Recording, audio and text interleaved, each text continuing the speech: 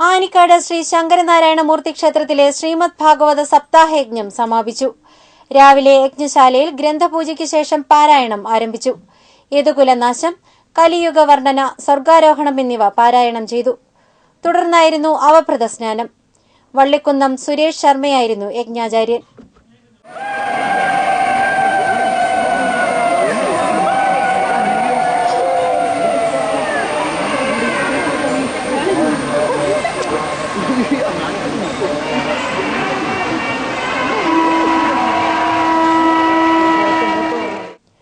കോട്ടയത്ത് മുഖ്യമന്ത്രിയുടെ വാഹനത്തിന് നേരെ ഡിവൈഎഫ്ഐ പ്രവർത്തകർ കരിങ്കൊടി കാണിച്ചു.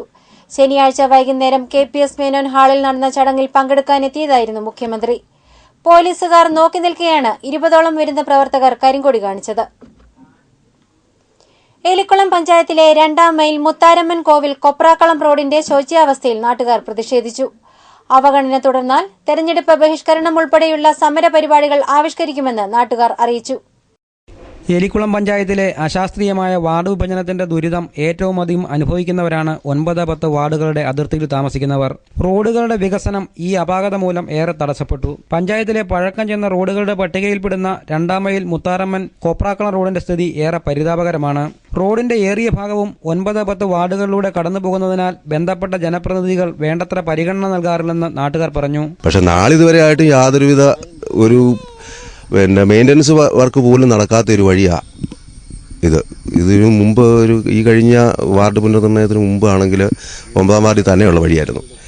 അന്നും നടന്നിട്ടില്ല. ഇപ്പോൾ 10ാം വാർഡിൽ 9ാം വാർഡിൻ്റെ കൂടെ ബോർഡറിൽ കൂടെയാണെന്നാണ് ഇപ്പോൾ പഞ്ചായത്ത് അധികാരികൾ പറയുന്നത്.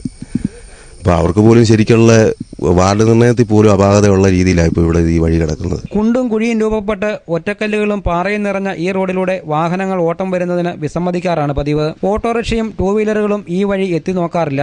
പ്രദേശവാസികൾക്ക് നിർമ്മാണ സാമഗ്രികൾ എത്തിക്കുന്നതിനും റോഡിന്റെ ശോച്യാവസ്ഥ തടസ്സം സൃഷ്ടിക്കുന്നു. വിദ്യാർത്ഥികളും തൊഴിലാളികളും കാൽനടയായാണ് മെയിൻ റോഡിൽ എത്തുന്നത്.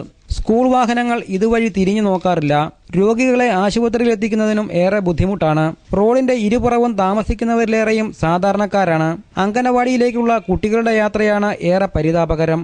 അവഗണന തുടർന്നാൽ തെരഞ്ഞെടുപ്പ് ബഹിഷ്കരണം ഉൾപ്പെടെയുള്ള സമരപരിപാടികൾ ആവിഷ്കരിക്കുമെന്ന് നാട്ടുകാർ പറഞ്ഞു. News bureau, Pallikkathodu. ചുങ്കപ്പാറയിലെ ഒരയ്ക്കൻപാറ വെള്ളച്ചാട്ടം സന്ദർശകർക്ക് ദൃശ്യവിരുന്നാകുന്നു. എന്നാൽ വെള്ളച്ചാട്ടം കേന്ദ്രീകരിച്ച് ടൂറിസ്റ്റ് കേന്ദ്രവും പാർക്കും ഒരുക്കുവാനുള്ള കോട്ടാങ്ങൽ പഞ്ചായത്തിന്റെ ശ്രമം ഇപ്പോഴും കടലാസിൽ ഒതുങ്ങുന്നു. പ്രകൃതി ഒരുക്കിയ സുന്ദര ദൃശ്യമാണ് ചുങ്കപ്പാറയ്ക്ക് സമീപമുള്ള ഒരയ്ക്കൻപാറ വെള്ളച്ചാട്ടം. കോട്ടാങ്ങൽ ചുങ്കപ്പാറ റോഡിൽ നിന്നും വെള്ളച്ചാട്ടത്തിന്റെ വിദൂര ദൃശ്യം ആസ്വദിക്കാൻ കഴിയും.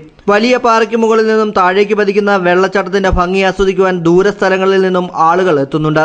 അവധി ദിവസങ്ങളിൽ സന്ദർശകരുടെ എണ്ണം കൂടുതലാണ്. കുടുംബമായും സുഹൃത്തുക്കളൊത്തും നിരവധി ആളുകളാണ് ഇവിടേക്ക് വരുന്നത്. വെള്ളച്ചാട്ടത്തിൽ പാറയ്ക്ക് മുകളിൽ ചെക്ക് ഡാം നിർമ്മിച്ച് താഴ്ഭാഗത്ത് വീതി കൂട്ടി ബോട്ടിങ്ങിനും സമീപത്തെ സ്വകാര്യ വ്യക്തിയുടെ സ്ഥലം ഏറ്റെടുത്ത് പാർക്കും ഒരുക്കുന്നതിനായി പഞ്ചായത്ത് പദ്ധതി തയ്യാറാക്കി ജില്ലാ ടൂറിസം പ്രൊമോഷൻ കൗൺസിലിന് നൽകിയെങ്കിലും ഇത് ഇപ്പോഴും പേപ്പറിൽ മാത്രമാണ്. പിന്നീട് ഇതിന് പഞ്ചായത്ത് മുൻകൈയെടുത്തില്ലെന്ന് നാട്ടുകാർ പരാതിപ്പെടുന്നു. സന്ദർശകരുടെ വരവ് ചിലപ്പോഴൊക്കെ നാട്ടുകാർക്ക് ബുദ്ധിമുട്ട് സൃഷ്ടിക്കുന്നതായും സമീപവാസിയായ ഷെഫി പറയുന്നു. മദ്യപാനം വളരെ കൂടുതലായിട്ടുണ്ട്. ഈ കുപ്പിയൊക്കെ ഇവിടെ തല്ലിപ്പൊട്ടിച്ച് ഇടുകയും അങ്ങനെയൊക്കെയുള്ള ബുദ്ധിമുട്ടുകളുണ്ട്. വർഷത്തിൽ 3 മാസം ജലസമൃദ്ധമായ ഒരയ്ക്കൻപാറയിൽ തയ്യാറാക്കിയ പദ്ധതി പ്രകാരം ടൂറിസം കേന്ദ്രമാക്കി ഉയർത്തിയാൽ കൂടുതൽ ആളുകളെ ആകർഷിക്കാൻ കഴിയും. മണിമലയിൽ സാക്ഷാത്കരിക്കാൻ പോകുന്ന ഫോക്ലോർ അക്കാദമിയിൽ ഉൾപ്പെടുത്തി ടൂറിസ്റ്റ് കേന്ദ്രമാക്കി ഒരയ്ക്കൻപാറ വെള്ളച്ചാട്ടത്തെ മാറ്റാൻ കഴിയും. ക്യാമറമാൻ ജയേഷ് ആലപ്പുറയ്ക്കൊപ്പം രജിത് കുമാർ, ന്യൂസ് ബ്യൂറോ, മല്ലപ്പള്ളി. കേരളത്തിലെ പട്ടികജാതി വർഗ്ഗങ്ങൾ നേരിടുന്ന പ്രശ്നങ്ങൾ പരിഹരിക്കണമെന്നാവശ്യപ്പെട്ട് നവംബർ 11 സെക്രട്ടേറിയറ്റിലേക്ക് മാർച്ചും ധർണയും നടത്തുന്നു. പ്രക്ഷോഭ പരിപാടികളെപ്പറ്റി ആലോചിക്കുന്നതിനുള്ള കാഞ്ഞിരപ്പള്ളി താലൂക്കിന്റെ നേതൃയോഗം പൊൻകുന്നത്ത് നടന്നു. യോഗം VPMS സംസ്ഥാന ട്രഷറർ അപ്പു PK ഉദ്ഘാടനം ചെയ്തു.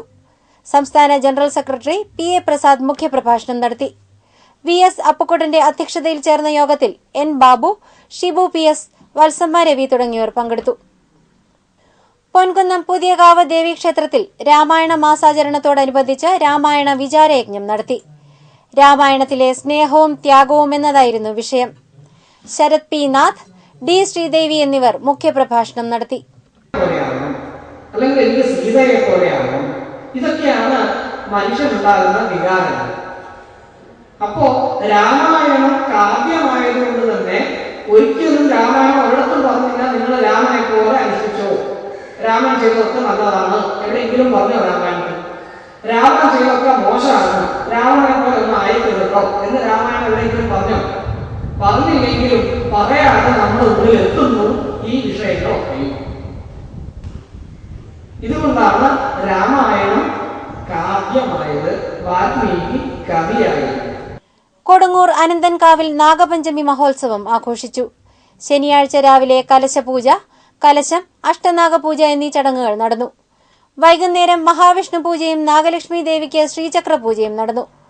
തന്ത്രി ചേന്നാസ് ദിനേശൻ നമ്പൂതിരിപ്പാടിന്റെ മുഖ്യ കാർമ്മികത്വത്തിലും മേൽശാന്തി കാരങ്ങാട്ടില്ലത്ത് രാധാകൃഷ്ണൻ നമ്പൂതിരിയുടെ സഹകാർമ്മികത്വത്തിലുമായിരുന്നു ചടങ്ങുകൾ. പ്രധാന വാർത്തകൾ ഒരിക്കൽ കൂടി. കൊടുങ്ങല്ലൂർ നഗരസഭയിലെ മാലിന്യ സംസ്കരണ പദ്ധതി കോട്ടയത്ത് പ്രായോഗികമായേക്കില്ലെന്ന് മോണിറ്ററിംഗ് കമ്മിറ്റിയുടെ വിലയിരുത്തൽ. പ്ലാസ്റ്റിക് മാലിന്യ സംസ്കരണത്തിന് പദ്ധതിയില്ല. കോട്ടയത്ത് കൊടുങ്ങല്ലൂരിനേക്കാൾ ഇരട്ടി മാലിന്യം.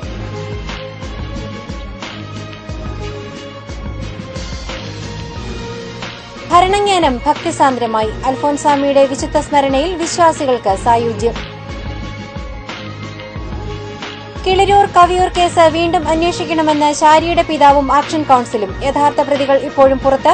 പുനരന്വേഷണം ആവശ്യപ്പെട്ട് മുഖ്യമന്ത്രിക്ക് നിവേദനം. മുഖ്യമന്ത്രി മാധ്യമങ്ങളെ ഭയക്കുന്നുവെന്ന് NK പ്രേമചന്ദ്രൻ. അറിയാനുള്ള അവകാശം നിഷേധിക്കാനാവില്ല. LDFന്റെ രാപ്പകൽ സമരത്തിൽ കാഞ്ഞിരപ്പള്ളി മണ്ഡലത്തിലെ പ്രവർത്തകർ. വാർത്തകൾ അവസാനിക്കുന്നു. നമസ്കാരം.